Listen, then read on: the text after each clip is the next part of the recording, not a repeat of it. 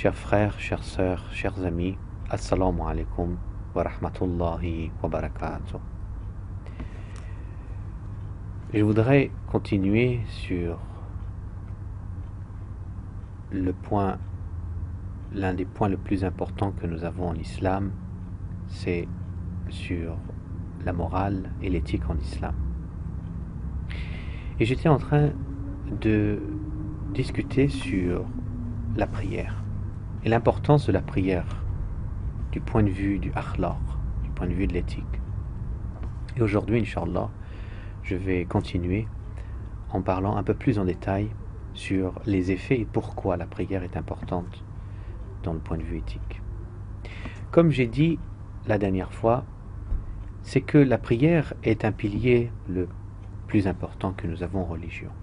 C'est grâce à ça que nous allons pouvoir nous enseigner et nous faire auto-apprendre la discipline et développer cette relation envers la création et le Créateur. C'est cette prière qui est en fait la clé par excellence à la trouvaille et la poursuivre de ce chemin et de ces sirat al-mustaqim. C'est grâce à ceci que nous comprenons en fait pourquoi la prière a été ordonnée par Allah subhanahu wa ta'ala dans le noble Coran, dans plusieurs passages, comme un établissement qu'il faut fonder et qu'il faut absolument s'appuyer, comme une base qui doit être solide et constante dans notre vie. Toute notre existence et tous les programmes et les emplois du temps que nous avons dans notre vie doivent être basés et doivent être manœuvrés autour de la prière. Il est même dans des détails peut-être un peu plus, qu'on pense un peu moins, il est de même si nous voulons vivre,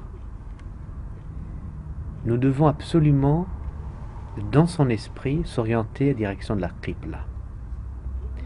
Toujours s'orienter en cette direction. Et constamment, nous pensons que nous sommes et nous devons rechercher cette Qibla. Pourquoi ? Pourquoi donc on insiste sur cette constance et cette importance d'être constamment derrière cette Qibla, derrière cette prière?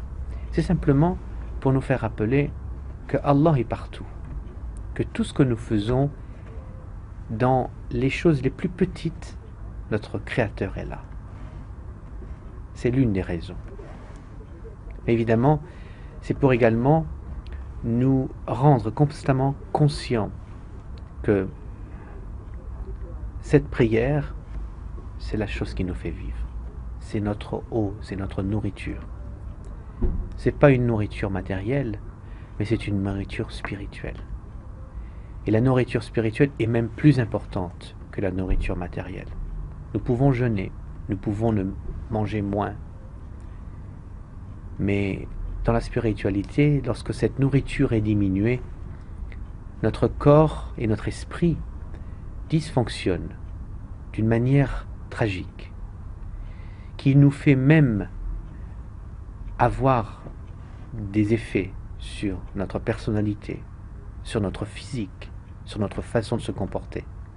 C'est tous parce qu'il y a un manque dans la nourriture spirituelle. Comme je vous ai dit, il y avait un hadith qui dit que la prière est le pilier de l'islam. Mais nous avons un autre hadith. Alors ça, c'est un point très important. C'est que nous parlons de l'imam Ali. Ali est le pilier de la religion. Subhanallah. Alors vous allez me dire, pourquoi vous allez comparer la prière avec l'imam Ali? C'est très important. C'est que pour que la prière soit acceptable, pour que la prière soit compréhensible, c'est qu'il faut avoir cette wilayat Amir al-Mu'minin. Il faut comprendre que la clé pour comprendre cette prière, il faut la passer par l'imam Ali alayhi salam, qui est le message du saint prophète Muhammad sallallahu alayhi wa sallam. C'est pour ça que l'imam Ali alayhi salam est le pilier de la religion. De là, nous comprenons que la prière, sans suivre et comprendre les traditions du prophète Muhammad sallallahu alayhi wa sallam et de l'imam Ali alayhi salam, cette prière ne compte pour rien. Simplement des mouvements. C'est pour ça que la prière est primordiale. Oui, elle doit être constante, oui. Mais la clé de l'acceptation de cette prière, la première des clés, c'est cette wilaya, cette foi que nous avons envers le saint prophète Muhammad sallallahu alayhi wa sallam et de l'imam Ali alayhi salam. C'est comme ça que nous pouvons parler de cette acceptation.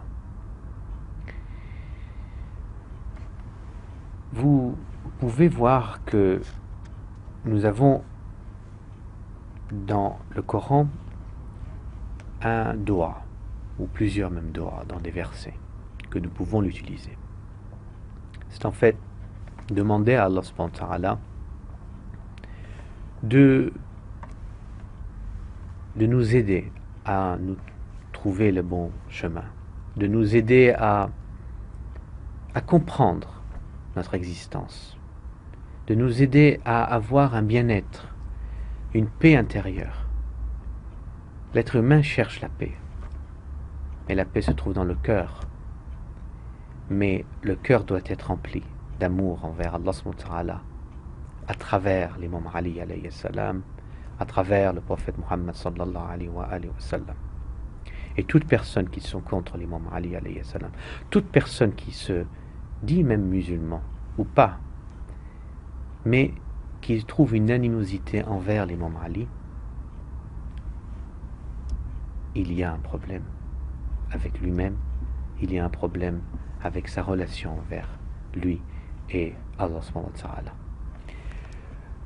Donc, nous avons un doa qui dit Rabbi aj'alni muqima as-salat, ô Dieu, fais-moi constant dans ma prière. Wa min dhurriyyati rabbana, et ainsi que mes descendants. Ô Seigneur, wa taqabbal du'a, accepte mon invocation. L'invocation ou le doa que nous avons envers son Créateur, ce n'est pas simplement pour soi-même, mais également pour sa descendance, pour ses entourages, pour les opprimés, pour tous ceux qui vont nous demander des doas. Il y a même, c'est même mustahab d'avoir une liste de 40 personnes, de personnes qui vous ont demandé un doa. Et vous faites 2 rak'at, prière 2 rak'at, et vous lisez durant le qunut les 40 personnes qui vous ont demandé. Ça pourrait être des voisins, ça pourrait être des amis, un membre de la famille, des malades, des gens que vous entendez qui ont besoin des doigts. Et vous demandez à Allah de faire descendre son rahma, d'aider ces gens, de les guider, de donner ce qui est le plus salih, le meilleur dans leur vie. C'est comme ça l'enseignement que nous avons par les Ahlul Bayt. Également, nous avons un verset, c'est juste pour vous expliquer qu'est-ce que ce doa ou cette invocation que nous avons et que nous devons avoir, quels sont l'un des effets de cette invocation. On peut savoir que selon le Saint-Coran, c'est que le livre, c'est-à-dire le Coran, c'est un dhikr, c'est un rappel pour l'humanité. Qu'est-ce que ça veut dire? C'est-à-dire, avant qu'on naisse, Allah subhanahu wa ta'ala, à travers les anges, nous a demandé si nous voulons vivre dans ce dunya ou pas. Parce qu'il y a plusieurs étapes de l'existence humaine. Et lorsque nous avons accepté de vivre dans cette terre, nous savons déjà à peu près qu'est-ce qu'on doit faire. Et lorsque nous avons passé l'étape, la seconde étape qui était dans le ventre de nos mères, là nous avons oublié beaucoup de choses. Et ensuite l'étape du dunya, qui est environ 80, 90, 100 ans ou même plus, Inch'Allah. Et c'est ce moment-là où on comprend, pour se rappeler de notre message précédent, c'est le kitab, le Coran, qui est un livre du dhikr, qui nous rappelle. Et ce dhikr, quel est l'effet que nous avons en se rappelant d'Allah subhanahu wa ta'ala? C'est cet apaisement dans le cœur. Pourquoi? Parce que nous retournons dans notre fitra. Nous retournons dans notre instinct qui est intérieur. C'est ceci qui est l'importance de se rappeler d'Allah subhanahu wa ta'ala par la prière.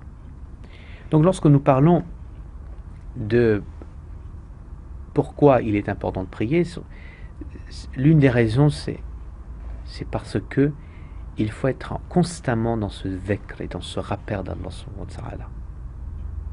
Alors encore, je vais vous donner un autre hadith du noble prophète Muhammad sallallahu alayhi wa sallam, c'est que se rappeler d'Ali alayhi salam, c'est un acte d'adoration. Se rappeler d'Ali, c'est un acte d'adoration. Et c'est grâce à ce rappel que nous avons un cœur apaisé, un esprit ouvert, une santé morale et une santé mentale et physique. Et là, nous pouvons avancer et continuer dans les enseignements du noble prophète Muhammad sallallahu alayhi wa sallam.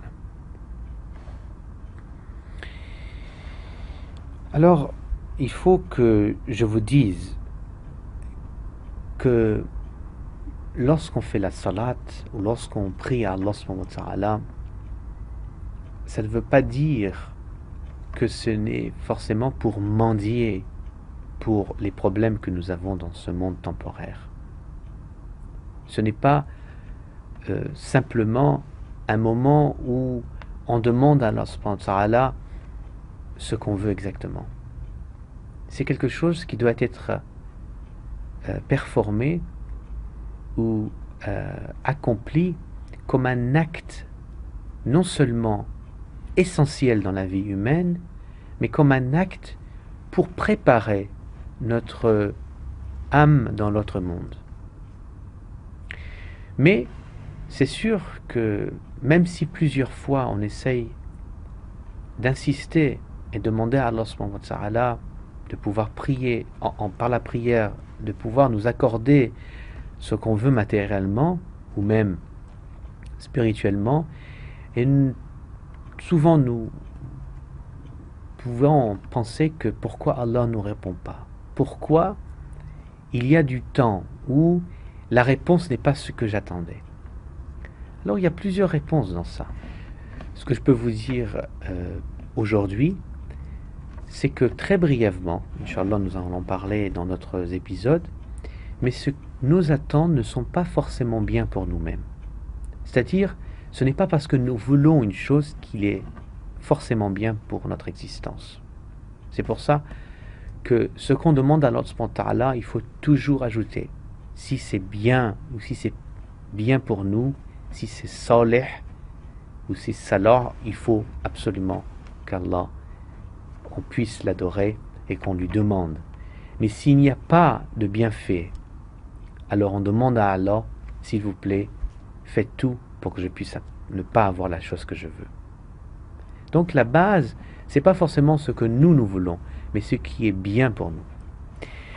Alors retournons un peu dans l'importance de la prière et l'explication pourquoi il faut suivre l'imam Ali alayhi salam dans la prière. C'est qu'il faut comprendre que notre religion est basée sur la justice, sur le adl. C'est grâce à cette justice qui garde et qui est le fondement de l'univers. Nous avons un imam Ali alayhi salam qui a dit Al-adlu asasun bi qawam al-alam. C'est-à-dire, la justice est en fait ce fondement qui fait tenir et qui soutient cet univers. Donc, sans cette justice, on ne peut même pas comprendre pourquoi Allah SWT existe. Évidemment, c'est l'un des fondements les plus importants dans notre religion, al-adl, la justice. Alors, lorsqu'on veut apprendre à prier, et on veut prier comme un personnage digne de nom, comme l'imam Ali, alayhi salam, c'est parce qu'il reflète exactement l'une des qualités et des attributs divines. Cette lumière par la présence du prophète Muhammad sallallahu alayhi wa sallam. C'est le adl, la justice, qui est l'opposé de l'oppression, de l'injustice, le dhulm. Est-ce qu'on peut comparer la lumière et les ténèbres? C'est deux choses différentes. Mais quelqu'un qui commet des oppressions, des injustices, envers soi-même, envers Allah subhanahu wa ta'ala, ou envers les autres, sa prière ne peut être acceptée.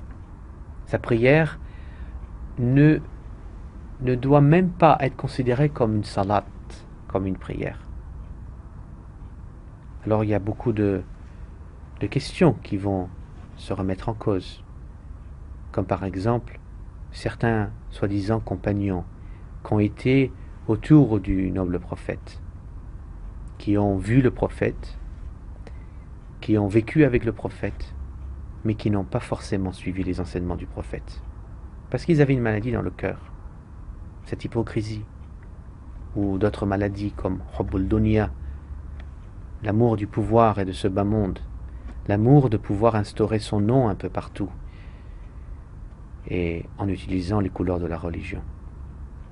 Et tant qu'il y aura la pression qui sera faite par son nom et par lui-même, les prières ne seront en aucune sorte acceptées par Allah subhanahu wa ta'ala.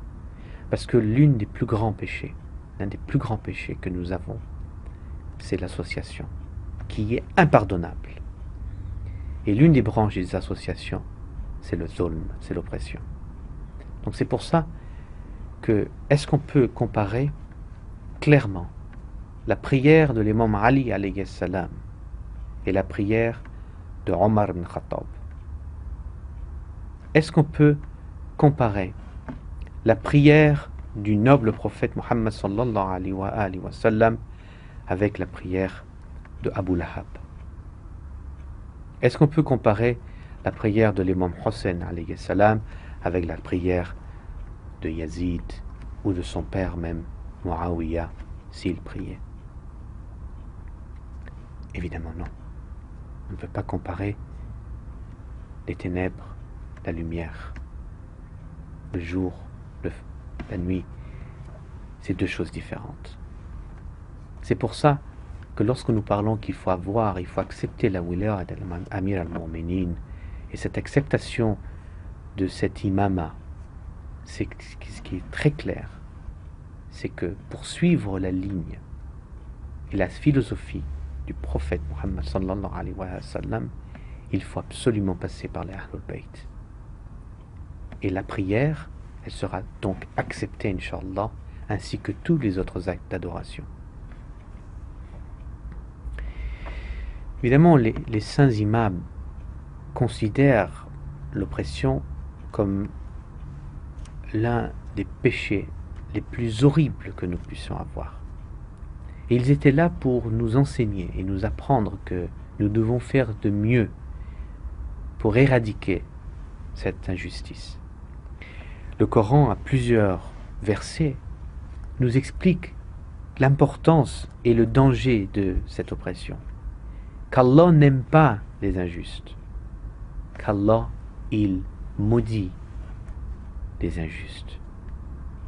Hatta yawm al-qiyamah, jusqu'au jour du jugement dernier.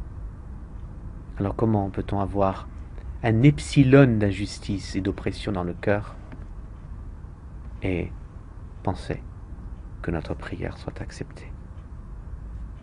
J'espère que personne, ni nous-mêmes, ni notre entourage opprime. Opprime n'est pas forcément opprimer autrui, mais opprimer soi-même, en faisant des choses qui ne sont pas dignes de nom d'être un être humain. Et Inch'Allah que nous serons également tous prêts pour la venue de l'imam Mahdi, Ajallahu Faraj al-Sharif. Et nous serons, Inch'Allah, derrière lui, en le soutenant. Mais avant ça, il faut comprendre qu'il faut persévérer dans nos prières. Il faut persévérer dans tout ce que nous avons comme acte d'adoration, avec la bonne façon de faire, avec un guide qui est notre prophète Muhammad sallallahu alayhi wa sallam, l'imam Ali alayhi salam et tous nos Ahlul Bayt, Inch'Allah. Vous pouvez imaginer, juste en mot de conclusion, comment la prière est importante.